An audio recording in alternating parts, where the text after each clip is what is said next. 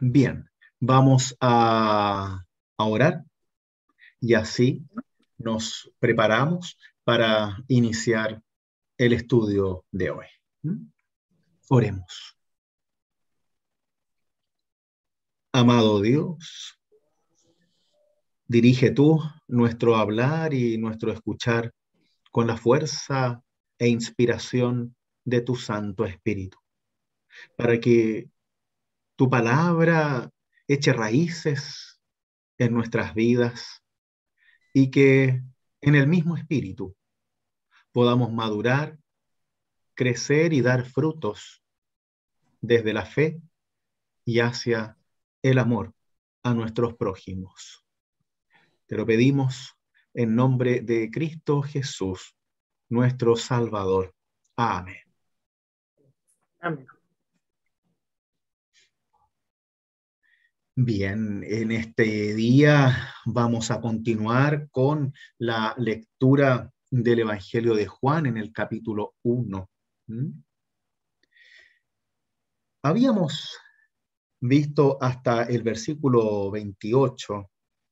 Hicimos una reflexión sobre Juan Bautista, ¿no? Sobre su liderazgo, sobre su predicación, sobre cómo Juan Bautista respondía a una necesidad de aquella época de concentrarse en la fe, de poder estar presentes en esa fe, viviendo esa fe, y no solamente preocupados de mandamientos y de cumplir reglas y de seguir la vida con una falsa seguridad. Esa falsa seguridad en la cual te dicen que todo está bien porque Dios te ama y te ha elegido a ti, entonces hagas lo que hagas, ya estás lista, ¿no? Y eso no significa que el amor de Dios sea condicional, sino que tu orgullo no sea más grande que el amor de Dios, para que así puedas dejarte en las manos de Dios y madurar en la fe, dejar que Dios te transforme en esa fe y no simplemente hacer como si todo fuera siempre igual porque yo crecí en esta iglesia, porque tengo este apellido, porque soy judío, porque soy luterano, porque soy lo que soy, ¿no? Como si fuera algo más especial o un humano más grande que el resto de los humanos, ¿no? Es por eso que en nuestra expectativa de fe, vemos a Juan Bautista como, más que como un revolucionario de la fe, como alguien que practicó la fe cristiana antes de que existiera. Porque buscó una fe profunda, buscó una fe que condujera siempre a Cristo, porque hizo real una fe que requiere de humildad para poder ser real. De modo que la lucha con nuestro propio ego, nuestro propio orgullo, no sea más importante que aquello que recibimos gratuitamente de Dios. Desde ahí es como leemos el resto del capítulo 1, desde el versículo 29. Solo para cuestión de contexto, vamos a leer desde el versículo 19 en adelante, ¿ya? Desde el versículo 19, capítulo 1, versículo 19 del Evangelio de Juan, ¿sí? Dice así: este es el testimonio que dio Juan cuando los judíos enviaron sacerdotes y levitas desde Jerusalén para preguntarle: ¿quién eres tú?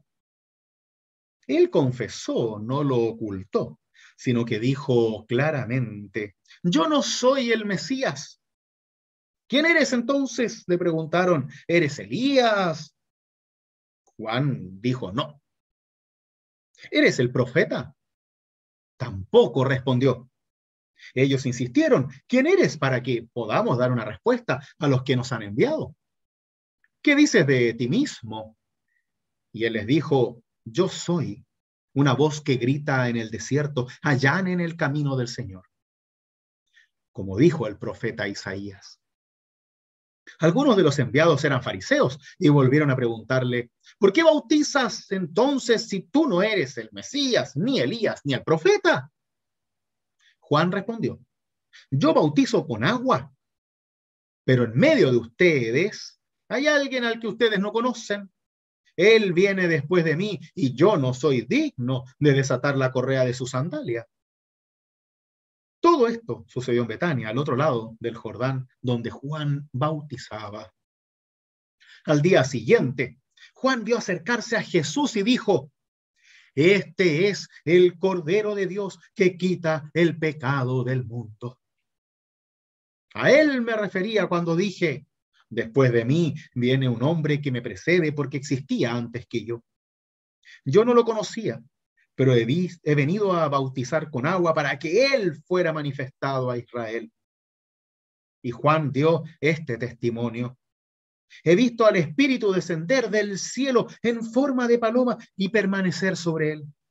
Yo no lo conocía, pero el que me envió a bautizar con agua me dijo, aquel sobre el que veas descender el Espíritu y permanecer sobre él, ese es el que bautiza en el Espíritu Santo. Yo lo he visto y doy testimonio de que él es el Hijo de Dios. Hasta aquí la lectura, esta es palabra de Dios. Amén. Juan procede ahora con una predicación. Ya nos metimos un poco en teología judeo-cristiana. Utiliza términos que evocan una relación entre lo que piensan los judíos hacia lo que conduce a Cristo. Por ejemplo, el Cordero de Dios. Ya antes había citado a el profeta Isaías cuando dice que una voz grita en el desierto, allá en el camino del Señor, ¿no? Juan se pone en la línea de los profetas cuando cita ese texto de Isaías 40. Ahora habla del Cordero de Dios. Recordemos un poco de la tradición judía en donde el cordero era el animal más importante del sacrificio para agradar a Dios. Ya desde muy temprano en el judaísmo se realizaban estos sacrificios. Recordemos cómo Dios en el relato de Abraham con Isaac tenía que Abraham sacrificar a su hijo como lo hacían las otras religiones, ¿no? Y a la larga Dios le dice, no sacrifiques a tu hijo, y aparece un cordero. Y ese es el cordero que sacrifican, ¿no? Hay todo un mensaje en donde Dios prohíbe el sacrificio humano y en vez del sacrificio de animales, que en esa época era menos malo, ¿no? Hoy en día tampoco permitimos, por supuesto, el sacrificio de animales. El cordero viene a ser el reemplazo del humano para agradar a Dios. Porque se pensaba, como ya hemos visto, que cuando se hacía un sacrificio era para Dios, entonces a Dios le gustaba y Dios te devolvía bendición, prosperidad y alegría, sanidad, aquello que tú estés pidiendo. El sacrificio solo lo hacía el sacerdote en la época de Jesús. Y existe la tradición del Cordero Pascual, en donde en la Pascua judía se sacrificaba el Cordero Pascual. Y según la tradición de Juan, Jesús muere en el mismo instante en donde se sacrifica al Cordero Pascual. Los judíos, entonces, hay una línea entre el Cordero Pascual judío y el Cordero de Dios, que es Cristo Jesús. En esa línea, para nosotros los cristianos, entendemos aquello que no se logró con Abraham e Isaac en los primeros días del judaísmo. Y es que Dios ya no quiere sacrificios. Y que el último cordero sacrificado fue Cristo mismo y que se sacrifica por todos nosotros. Ya no para agradar a Dios, porque a Dios no le agrada que hayan matado a su hijo, sino para ser el chivo expiatorio de nuestros pecados. Es decir, nosotros que merecemos el castigo por nuestros pecados, Cristo se ofrece a sí mismo para que nosotros no suframos el dolor del pecado, de lo que merecemos por nuestros errores, y el dolor de una muerte incierta, de una muerte sin sentido, de una muerte sin camino, de una muerte sin fin. Entonces, el cordero que sacrificaban los sacerdotes en un espacio cerrado, en donde nadie más lo podía ver y solo chorreaba la sangre, que era lo único que la gente veía, ahora esto es público. Y el Cordero de Dios va a reemplazar todo aquello que para nosotros es la presencia de Dios en nuestras vidas, ya no por algo que nosotros hagamos, por nuestras bondades, por nuestros sacrificios, sino por la obra de Cristo. La importancia de Cristo como Cordero de Dios es precisamente que Dios nos ama por Cristo, en Cristo, y que ya no es por nosotros, sino por Cristo. Ya no depende de mí, depende de Cristo. Y eso es una maravilla. ¿Por qué? Porque me quita un peso de encima, en donde ya no tengo que merecer el amor de Dios, ya no tengo que andar comprando palomas, corderos y cuánta cosa, hacer sacrificios para que Dios me ame o para sentir que Dios me ama, sino que ya lo tengo por el sacrificio de Cristo, como último sacrificio, como último cordero, como última injusticia que busca el amor de Dios. Y así entendemos ahora como cristianos que somos amados directamente por Dios. Y tan amados por Dios que Dios permite un último sacrificio, el de su Hijo, para que nosotros podamos vivir en paz, sin culpa, sin miedo, seguros del amor de Dios. Eso es el regalo que recibimos de la cruz. Ese es el verdadero regalo del Cordero de Dios. Por eso, antes de la Santa Cena, en el culto en la iglesia, cantamos: Oh Cristo, Cordero de Dios, que quitas el pecado del mundo. Porque reconocemos que Cristo es el último sacrificio y que nosotros estamos celebrando la comunión, la Santa Cena, no como un sacrificio, sino como el cumplimiento de la promesa de Dios, de amor, de vida eterna, de presencia real entre nosotros. Y eso es lo que celebramos cuando decimos Cordero de Dios que quita el pecado del mundo. A veces este lenguaje que es tan antiguo puede parecer un poco extraño, ¿no? Para el que no tiene la experticia bíblica y la experiencia en la iglesia. Pero es muy profundo esto del Cordero, porque nos acerca a esta necesidad de parar con los sacrificios de los nuestros también hoy en día. De todas estas cosas que a veces la gente hace, no sé, por lo más cercano que tenemos nosotros es aquí Lo Vázquez, ¿no? En donde en estas peregrinaciones católicas las personas hacen daño. Como siempre digo, la peregrinación es algo bueno, porque ayuda, es una experiencia de fe, es como irse de retiro, también es algo bueno. O retiro espiritual, retiro de silencio, todas esas cosas son buenas porque nos hacen centrarnos y preguntarnos, trabajar nuestra fe. Pero quemarte las manos con velas, romperte las rodillas, caminando sobre piedras, pegarte latigazos en la espalda. Esa visión de que si no duele, no sirve, porque a Dios le gustaría eventualmente que tú sufras para ganarte su amor, no tiene nada que ver con la cruz de Cristo. Porque si eso fuera verdad, entonces Cristo murió en vano, pues.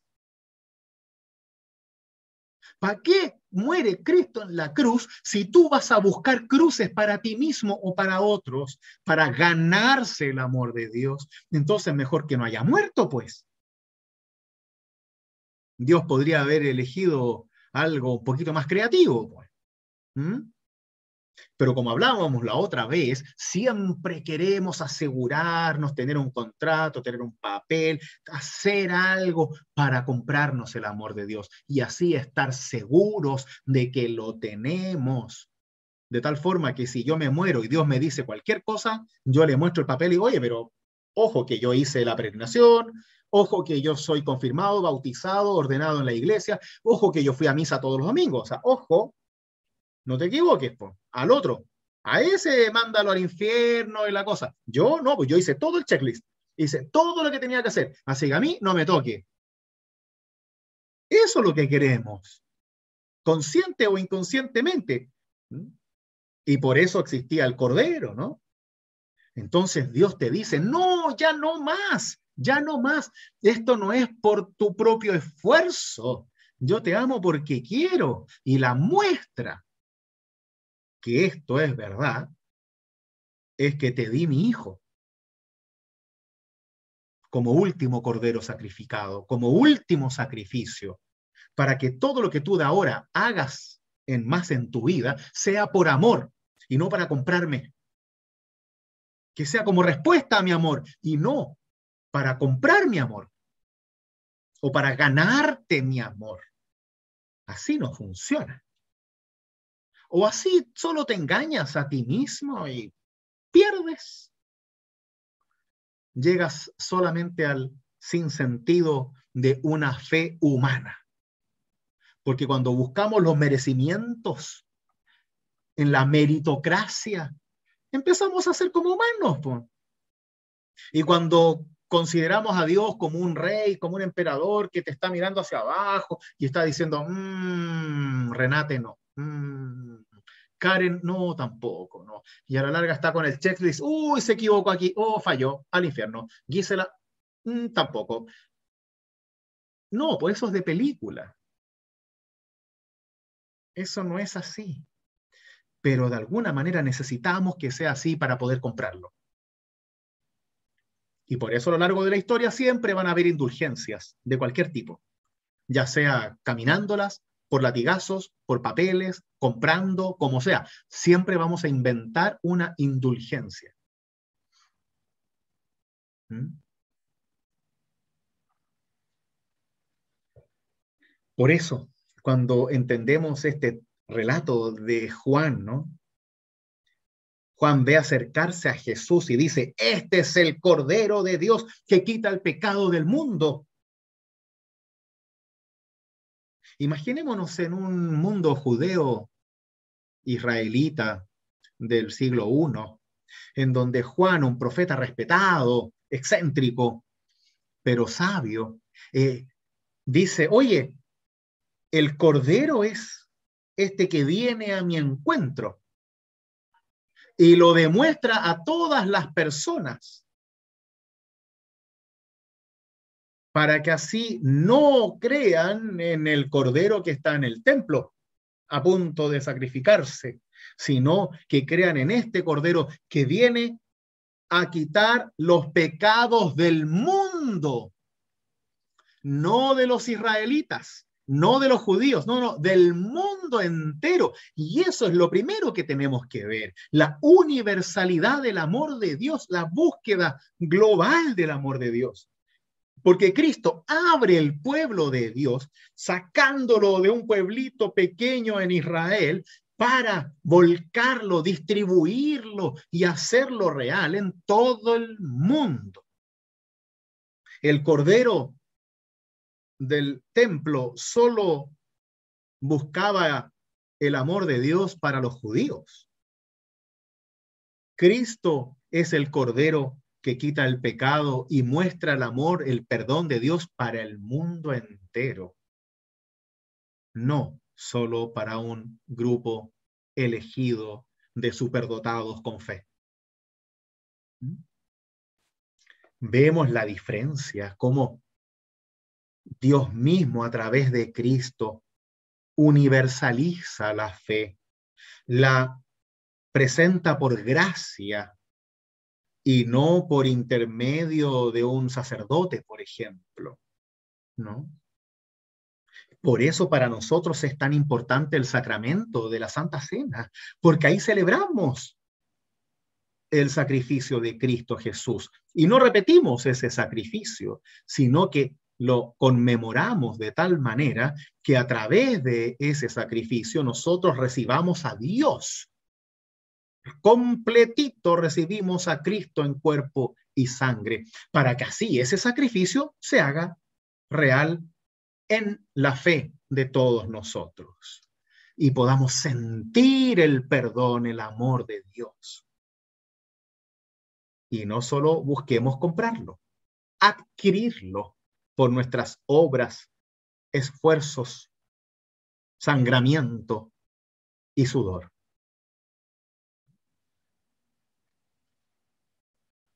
Es muy profundo, porque nos entrega a Dios gratuitamente. Y tanto los judíos como los cristianos en general, los seres humanos, siempre han querido comprar a Dios más que recibirlo gratuitamente, porque así nos manejamos nosotros. Si yo quiero el favor de alguien, le hago un favor para que me deba, ¿o no? No decimos los chilenos que es mejor tener amigos que dinero, y es porque para nosotros el tener pituto es lo más importante que hay, porque si tienes un pituto, si tienes un amigo, haces cualquier cosa. Y así funciona especialmente Latinoamérica, ¿no? Si vas a Alemania seguramente no te va a funcionar así, pero entre nosotros funciona así. ¿Por qué? Porque estamos educados en el ámbito católico, en donde la idea es que tú tienes que ganarte el amor de Dios y no por gracia.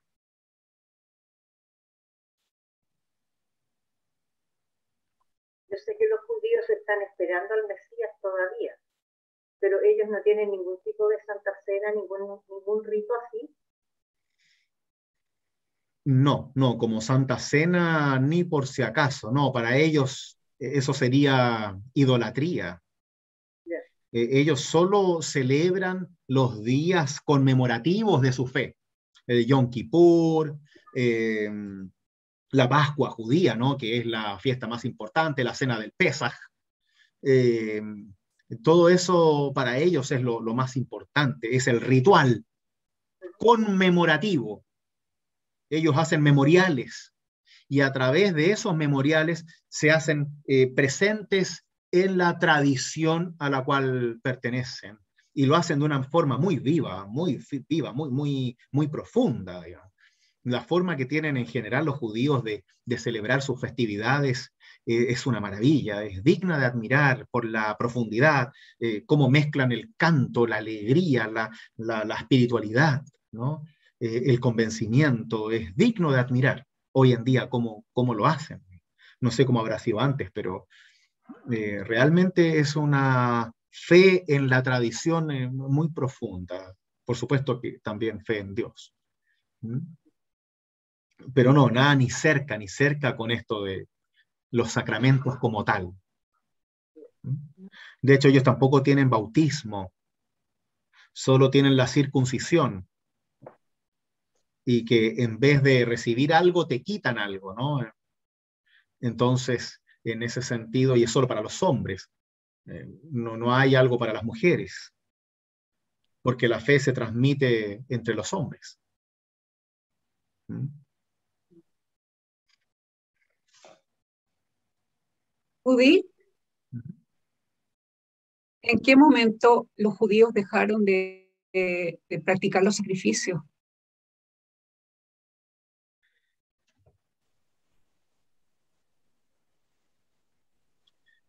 ¿Qué hablamos sobre las preguntas difíciles?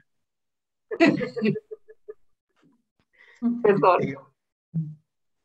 Mira, para serte muy sincero, no lo sé, pero me atrevería a apostar de que luego, en el año 70, los romanos, aburridos de las revoluciones judías, de los celotes y de todas las personas que añoraban que Israel se independizara de una vez por todas del Imperio Romano, tal como lo hicieron los macabeos del Imperio Griego 200 años atrás, eh,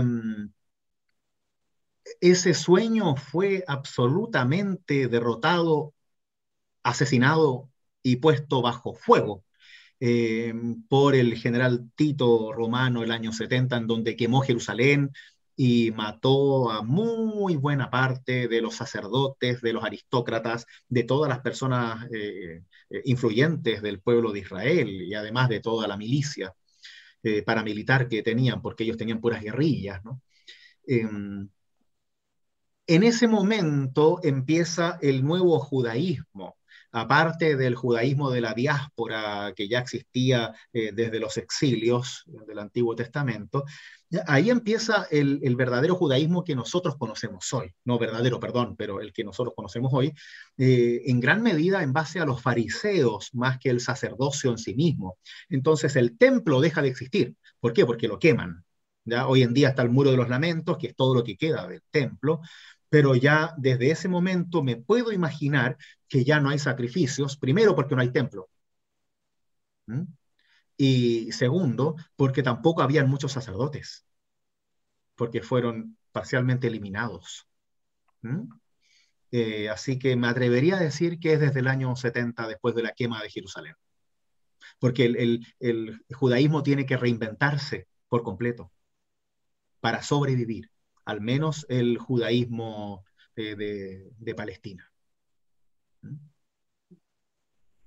Gracias. ¿Puedo acotar algo? Claro. Lo que ellos celebran ahora actualmente, que siguen celebrando sus fiestas por ser la fiesta de la Pascua, la fiesta del pan sin levadura, eso, la fiesta también de las trompetas, cuando es luna nueva. Eso se celebraba en octubre. ¿Ah? La otra fiesta es el día de la expiación también. ¿Ya? Ese era por ser 10 días después, era como un día de penitencia, ¿ya? Por ser el sumo sacerdote, confiesa los pecados de la comunidad y ahí entra al lugar santísimo, porque todavía ellos tienen ese lugar que lo tenían, bueno, siempre lo han tenido. Y la otra fiesta también, la fiesta de los tabernáculos, ¿ya? Eso también era un día de expiación. Y hay otra fiesta que es la fiesta de las luces o de las luminarias. Ese también lo celebran. Y también las fiestas de amor, que son las comidas que participaban los primitivos por ser los judíos. Esas fiestas que se hacían, que sale en la Biblia, esa fiesta de amor. Hay otra fiesta. Gracias por el contexto, querida Berta. ¿Por qué solamente puede ser judío un hijo de una judía? Porque Landy tenía una compañera que se tuvo que hacer judía para que sus hijos fueran judíos. O sea, es al ser madre judía puede ser judío, padre no. El tema es que para el judaísmo ellos no consideran en general las parejas mixtas. O son los dos judíos o no son. Porque para ellos es un peligro el hecho de la mezcla tanto de razas como de religión. ¿Qué es lo que pasa? Sí, pero ponte tú, don Pato, la señora de don Patricio tuvo que hacerse judía para que sus hijos fueran judíos. Claro, porque si no son los dos padres judíos, entonces no lo son los hijos. Porque ellos creen más en la fe genealógica que en la fe al estilo que creemos nosotros como regalo de Dios. Un judío, mal dicho, ya siendo reducido en el comentario, no necesita fe para creer en Dios, ¿ya? Sino que necesita ser hijo de otro judío, porque la fe se hereda, no se recibe, se hereda igual que una casa. Y ellos lo viven de una forma muy profunda eso. ¿Por qué? Porque el judaísmo está esparcido por el mundo, en donde ellos solo están seguros de que un judío es judío si es que es hijo de otro judío. A ver, es lo mismo que los alemanes o que cualquier otra etnia que está en otro lugar viviendo, en donde en tu época, ¿qué te pasó cuando te casaste con mi papá? Que era negrito y tú alemana, es obvio que había problemas, ¿no? Recuerden esta palabra que había para los chilenos, ¿no es cierto? Los Isique, en donde se les decía, ¿no? Que eran como una clase de segunda mano, ¿no es cierto? De repuesto, que no eran verdaderos seres humanos porque no eran alemanes, pues. Entonces, eh, no es lo mismo en el ámbito del judaísmo, que ellos obtienen y trabajan, viven su fe desde la etnia judía. Ellos son hebreos. Y si tú no eres judío, entonces esta no es tu camino nomás. Y ahora te puedes convertir. Antes casi ni siquiera te podías convertir. Si no eras hijo de judío, perdiste. ¿Por qué? Porque no eres parte del pueblo escogido. Y si no eres parte del pueblo escogido, fuiste entonces. Ya no eres nomás, nada que hacer. Por eso hoy en día, que ya están un poquito más abiertos, tú puedes convertirte si te casas con un judío, ya sea hombre o mujer, digamos, entonces te transformas en una familia judía heredera de Abraham, Isaac y Jacob, los padres de la fe. Es una fe familiar, étnica, tribal, que se transfiere de generación en generación.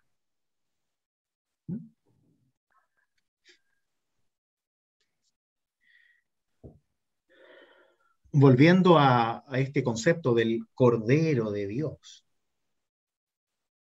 Luego, Juan menciona el bautismo, hace una comparación entre el bautismo con agua y el bautismo en el Espíritu.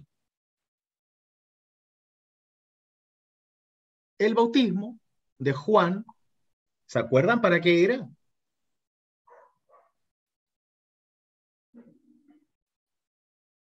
De arrepentimiento. Así es. Arrepentimiento y preparar el camino. Sí. Arrepiéntanse, dice Juan, ¿no es cierto? Acá no lo hace tanto como en los otros evangelios. Es un evangelio, un bautismo para la conversión y el perdón de los pecados. Un bautismo de conversión es un bautismo que genera un rito de paso. Antes era una cosa y ahora soy otra. ¿Cómo el bautismo es para nosotros hoy? En el caso de los que se bautizaban con Juan, era el reconocimiento de que eran pecadores, de que eran necesitados de Dios y que no tenían todo ya solucionado solo por cumplir la ley. En cierto modo es el camino de entrada hacia la fe por gracia y no la meritocracia a través de cumplir mandatos. Rudy, este rito del bautismo de Juan partió por él mismo, porque los otros discípulos no lo hacían. Él lo inventó, digamos. Así es. Él recibió, digamos, seguramente inspirado por Dios, empezó a hacer este rito. Claro. ¿Sí? Ya. Es un rito simbólico que, a ver, el concepto de meterse dentro del agua y salir no lo inventa Juan, eso ya existía en otras tradiciones. Lo que hace Juan es transformar esta simbología de la renovación a través del agua, de la limpieza a través del agua, como un momento central en tu vida con Dios. Y Él lo hace centrando hacia el camino de Cristo. Entonces no era un ritual separado de la fe, sino que conducía hacia la fe.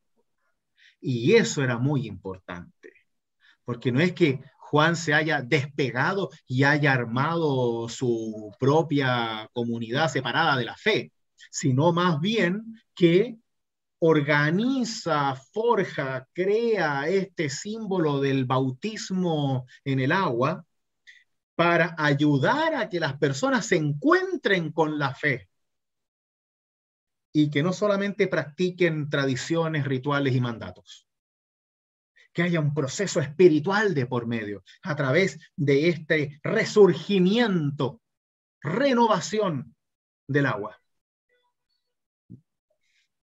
Por eso continuamente está esta idea del Espíritu Santo, en donde Juan prepara el camino para que Dios Trino venga hacia el encuentro de cada cristiano bautizado. Y es tan importante eso, porque Juan prepara ese camino para que nosotros podamos recibir un bautismo que ya no es un símbolo, sino que es presencia real de Dios para siempre en nuestras vidas, imborrable en nuestra vida. Nos tomamos un minuto para leer el Evangelio de Marcos brevemente, el bautismo de Jesús, y así no perdemos contexto.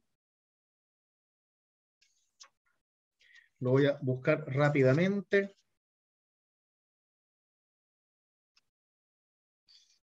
Marcos 1. 9.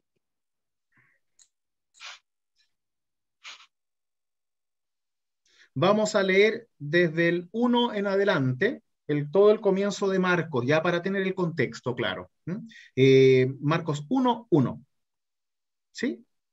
Dice: comienzo de la buena noticia de Jesús, Mesías, Hijo de Dios, como está escrito en el libro del profeta Isaías. Mira, yo envío a mi mensajero delante de ti para prepararle el camino. Una voz grita en el desierto: preparen el camino del Señor, allanen sus senderos. Eso es lo que Juan decía también en el Evangelio de Juan. Así se presentó Juan el Bautista en el desierto, proclamando un bautismo de conversión para el perdón de los pecados. Toda la gente de Judea y todos los habitantes de Jerusalén acudían a él y se hacían bautizar en las aguas del Jordán, confesando sus pecados.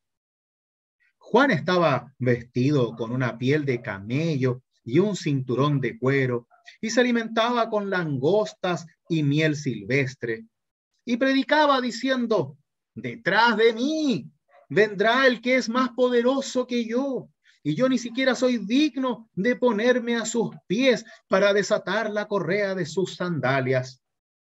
Yo los he bautizado a ustedes con agua, pero él los bautizará con el Espíritu Santo.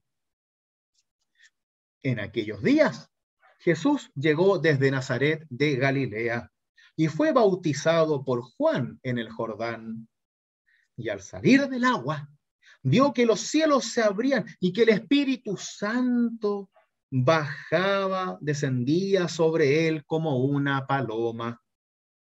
Y una voz desde el cielo dijo: tú eres mi Hijo muy querido, en ti tengo puesta toda mi predilección. Aquí podemos ver, ¿no?, cómo funciona un poco el bautismo de Juan y el bautismo de Jesús, ¿ya? Ojo que no tenemos registro alguno de que Jesús haya bautizado a alguien, ¿ya? Acá el bautismo de Jesús refiere al bautismo en el Espíritu Santo, ¿ya? Al bautismo en donde Dios interviene. No es un bautismo de conversión en donde yo me convierto porque recibo la fe, sino que es un bautismo que depende de Dios, que baja del cielo para que yo reciba a Dios en mi vida como un regalo de fe ahora y para siempre. He ahí la importancia radical del bautismo, porque así nosotros estamos seguros de la presencia de Dios, seguros de que el Espíritu Santo está en nosotros, seguros de la promesa de salvación y vida eterna por el bautismo. Por eso Jesús va a decir después, al final del Evangelio de Marcos, ¿no? El que creyere y fuere bautizado será salvo, ¿no? La unión del bautismo con la fe, la unión sacramental de ese bautismo con la fe que nosotros vamos una y otra vez asegurando, confiando, llenando de esperanza a través de la Santa Cena, es lo que nos conduce a la salvación, a la vida eterna con Dios. Por eso es tan importante el bautismo. Algo que en nuestro mundo actual se ha transformado en un rito casi esotérico para sacar el mal de ojo, una tradición muchas veces sin sentido, que se hace más que nada porque hay que hacerla. Es muy difícil hoy en día el tema del bautismo porque se ha socializado de tal forma que ya no tiene nada que ver con la fe ni con la iglesia. Uno tiene que andar peleando con las familias, con los padrinos y madrinas, porque me traen padrinos que son simpáticos, pero que no son creyentes. Entonces no tiene ni un sentido. ¿Por qué? Porque el padrino es como un amigo y no es la persona encargada, como debe ser, de educarte en la fe si es que los papás no lo hacen. Entonces hay un tema muy difícil hoy en día para recuperar el verdadero bautismo cristiano. En ese sentido, recordar siempre que en el bautismo Dios nos habla. En el bautismo está la presencia de Dios Trino, el Espíritu Santo que desciende hacia mí. Cristo, por el cual el bautismo toma cuerpo. Dios con su voz, que es Cristo mismo, diciéndome que me ama, diciéndome que soy un hijo predilecto. Porque todos somos hijos e hijas de Dios, pero a través del bautismo somos hijos predilectos, hijos favoritos, hijos especiales, hijos maravillosos, hijos para siempre, sin posibilidad de que no nos quieran. Porque el amor de Dios se sella con fuego en nuestra vida por ese bautismo en agua. Para que ninguno de nosotros tenga ninguna duda del amor de Dios en su vida, de la fuerza de Dios, de la presencia de Dios y de la promesa viva de Dios en sus vidas. Y ese es el verdadero bautismo que recibimos y que mantenemos vivo en nosotros. Presencia de Dios para siempre, con seguridad. Y a veces se nos olvida que recordar a las personas cuando se sienten solas, oye, tú estás bautizado, Dios ya está contigo. No es que te lo tienes que preguntar, no es que tú tengas la duda, no es que, pucha, no sé si Dios camina conmigo. No, sí está. Si estás bautizado, entonces está. Es una certeza. ¿Por qué? Porque Dios lo hizo. No depende del cura o del pastor que te bautizó, o de la enfermera que te bautizó en caso de emergencia cuando naciste, no sé, no importa, lo importante es que Dios obra en ese bautismo y que yo como cristiano, ustedes como cristianas, tienen la fe total, precisa, segura, certera de que Dios está con ustedes, que penetró en ustedes y en nosotros por el Espíritu Santo, por la voz de Cristo, vivo, diciéndonos que somos sus hijos muy queridos por el bautismo. Y ahí está nuevamente el cambio, ¿no? Si Juan nos traspasa de el cordero del sacrificio hacia el cordero del amor gratuito. Del cordero que se paga, que se compra para el sacrificio, al cordero que se da a sí mismo por amor. Y ahora transfiere un bautismo de conversión por mi propia decisión, porque yo soy el que quiere, el que va hacia ese bautismo, como el de Juan, por un proceso racional de fe, lo transforma a un bautismo, o sea, nos conduce a un bautismo de presencia real de Dios, ya no por tu propio raciocinio, por tu esfuerzo, por tu estudio, sino por el amor de Dios, porque Dios lo hace, porque Dios te da su espíritu, porque Dios está presente en ese bautismo. ¿Ven cómo Juan prepara el camino del Señor? Prepara el camino a Cristo para que nosotros recibamos a Cristo, para que entendamos que Cristo no se compra, para que entendamos que el bautismo no se compra, para que entendamos que Dios nos promete y Dios cumple. Y que no depende de cuánto gastes en sacrificios, en palomas, en corderos, ni siquiera de cuánto vayas a la iglesia por lástima, sino de si puedes percibir y creer a Dios en tu vida, si puedes realmente sentirlo y vivirlo, porque está ahí, y no lo dudes, porque está. ¿Puedo hacer un comentario para complementar? Ya que estamos hace poquito que se confirmaron los chiquillos, hicieron su profesión de fe, que también esa es una continuación del bautismo al final, por lo menos para mí, por lo que estudié cuando yo hice mi segunda vez. Al final es el recordar también por una decisión propia, porque ¿no? Desde el bautismo, muchos de nosotros nos bautizaron cuando niños o cuando bebé y no lo recordamos. Y ese momento de profesión de fe no es como decir, me voy a bautizar de nuevo. No, siempre Dios ha estado conmigo. Pero ese momento de tomar la decisión, hacer el curso, unirte a tus hermanos y decirlo en voz alta frente a una comunidad, es como, yo estoy segura de esto desde antes. Solamente lo estoy recordando, rememorando, celebrando y haciéndolos partícipe a los hermanos en la fe en esto que yo ya sabía del bautismo. Por eso también, por lo menos para mi caso, que yo hice profesión de fe 2 veces, es el asegurarte, porque igual como persona, muchas veces nos cuesta ver lo que no podemos tocar, lo que no podemos decir. Y ceremonias como la profesión de fe, la Santa Cena es más importante, pero la profesión de fe, por ejemplo, es tener en lo tangible y en la comunión con los hermanos el reafirmar ese bautismo y ese decir, Dios está conmigo y tomé esta decisión de adulto y me hice cargo y quiero que ustedes lo compartan conmigo. Así es. Claro, por eso se llama confirmación de fe de bautismo. Nosotros hablamos solo de confirmación, pero en realidad es la confirmación de fe de bautismo. Es, yo creo en lo que hicieron por mí en el bautismo y lo vivo. Bueno, por ejemplo, yo la he hecho 2 veces y la primera vez que hice la confirmación de fe de bautismo pude elegir el día que lo hice y como yo todavía tengo todas mis tarjetitas, elegí el mismo día de mi bautismo. Mira qué yo bueno. Me bauticé y me hice mi primera profesión de fe el mismo día de mi bautismo.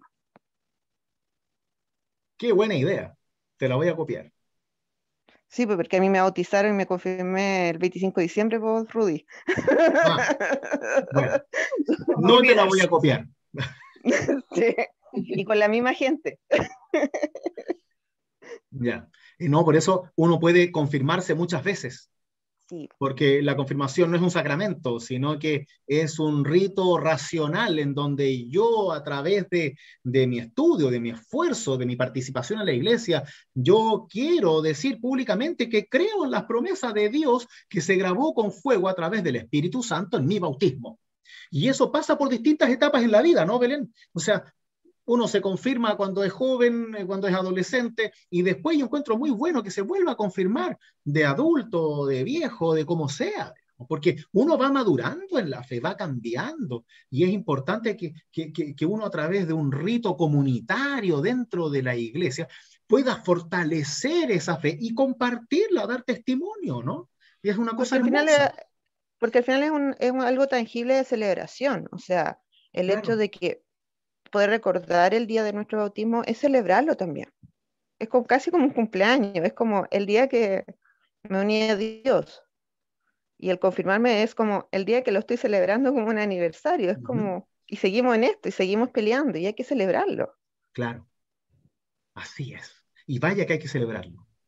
Sí, es como hacer cumpleaños todos los años, deberíamos celebrarlo siempre. Y mantenerse en el estudio, en ir repensando la fe después de lo que me pasó, después del sufrimiento, después del logro, ver cómo la promesa de Dios sigue viva en mí, ¿no? Pensarla, buscarla, qué tan amado me siento o me siento poco amado. Bueno, trabajar nuestra fe. Y es tan importante a través de rituales que la iglesia nos acompaña, la comunidad nos acompaña. Sí, gracias por compartir la experiencia, Belén. Bueno, finalmente tenemos estas últimas palabras en el versículo 34 de Juan, ¿no? que dice, yo lo he visto y doy testimonio con mi voz, de que Él es el Hijo de Dios. Nuevamente Juan remite a Cristo, conduce a Cristo, encamina a Cristo, y ahora va más allá, como el Hijo de Dios, el Mesías, el enviado, al que estaban esperando. Yo doy testimonio, como Juan, como profeta, como el que bautiza, de que Él es el Hijo de Dios, el que ustedes esperan, el Salvador, el Mesías, el Rey, el Hijo de David. Él es el Hijo de Dios. Ya no esperen más, lo tienen aquí. Y la prueba es que Él bautiza en el Espíritu Santo. Él entrega el Espíritu Santo. Él restaura por el Espíritu Santo. Él es la voz de Dios que te está diciendo que te ama y que eres su hijo muy querido. Y de eso da testimonio Juan, y de eso también damos testimonio, tal como dijo Belén, en nuestra confirmación de bautismo, ¿no? En donde decimos por qué nos bautizamos y completamos esa confesión con el credo apostólico, uniéndonos a toda la iglesia en el mundo, con las mismas palabras de fe que han acompañado a la iglesia en su historia, a toda la iglesia. Qué bien que podemos dar ese testimonio también junto con Juan, para que así ninguno se olvide de Dios, ninguno se aleje de Dios, ninguno se pierda del amor de Dios, ninguno se oscurezca de la luz de Dios, ninguno se separe de la mano de Dios, y que constantemente en la vida en comunidad podamos dar testimonio de que Cristo es el Hijo de Dios, el Cordero de Dios que quita el pecado del mundo. ¿Para qué? Para llevarnos a la vida eterna, para mostrarnos el amor de Dios, para que aprendamos a vivir en la gracia. Y eso, queridas mías, es lo más hermoso que Dios puede hacer por nosotros, sin lugar a dudas. Porque eso significa que ya no es el más fuerte, el más rico, el más grande, el que tiene a Dios, sino que todas tenemos ahora la seguridad de Dios por el solo hecho de estar bautizados. Y esa seguridad ahora entonces se transforma en una vida con Dios, para que tú desde la seguridad puedas hacerle frente a todo obstáculo y toda tu vida pueda vivirse desde la mano, el amor, la voz y la presencia de Dios sellada con fuego del Espíritu Santo a través de las aguas del bautismo. Así vivimos, así debemos vivir los cristianos. ¿Les parece? Amén.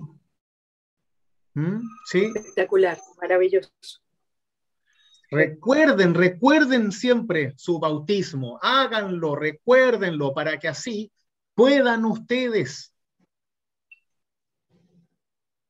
recordar a Cristo vivo en ustedes cada día.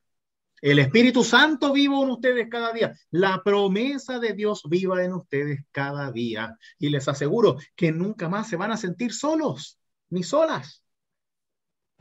Y ya esa duda de que lo que hice, que lo que no hice, que si lo merezco, que no lo merezco, que hice tal cosa antes, que ahora no lo merezco, que soy un pecador. Claro que eres pecador, pero con tu estado de pecado, Dios te dice, te regalo el bautismo para que nunca dudes de que yo estoy contigo para siempre. Y que independiente de tu pecado, independiente de tu rareza, de tus egoísmos, yo estoy contigo. ¿Para qué? Para que tú transformes tu vida desde la seguridad. Y así tomes la carrera del cristiano hacia la vida eterna. Junto con otros cristianos que están en la misma lucha que tú. ¿Les parece? ¿Lo caminamos todos juntos? Sí. Yes. Ahora, las que deben dar testimonio de eso son también ustedes, para que aquellos que no recuerdan la importancia de su bautismo puedan hacerlo. Y que con el solo hecho de que te recuerden que tú estás bautizada, ya partas de la conciencia total y seguridad total de la presencia de Dios en tu vida. Inagotable, inmutable, eterna. Ahora y siempre. Amén. Sí.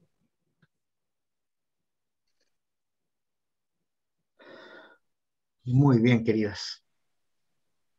Qué lindo que podemos hablar de estas cosas, Maravilloso. que nos ayudan tanto a vivir nuestra espiritualidad y a tomar en serio aquellas cosas que a veces pasan como tradiciones y que son las que al fin y al cabo nos dan vida, vida en Dios.